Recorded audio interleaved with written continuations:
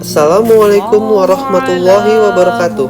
Alat peroboh sapi, sebuah alat yang terbuat dari stainless steel dan mempunyai 4 roda di bawahnya sehingga mampu dibawa kemana saja dengan mudah dan ringan tentunya. Pertama, masukkan sapi ke dalam alat. Yang kedua, ikat alat menggunakan rantai yang ada di bagian atasnya.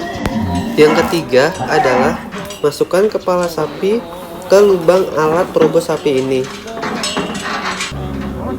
Karena sebagian besar kekuatan ada di kepala, maka di bagian ini akan terasa lumayan sulit maksudnya.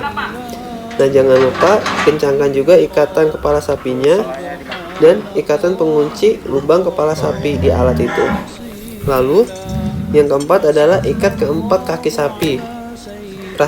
Ikat dengan seksama dan kencang, tapi tidak menyakiti kaki si sapi itu sendiri sampai lecet.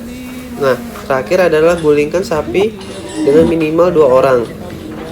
Tunggu beberapa saat hingga tenang dan selesai. Wabillahi taufiq wal hidayah. Wassalamualaikum warahmatullahi wabarakatuh.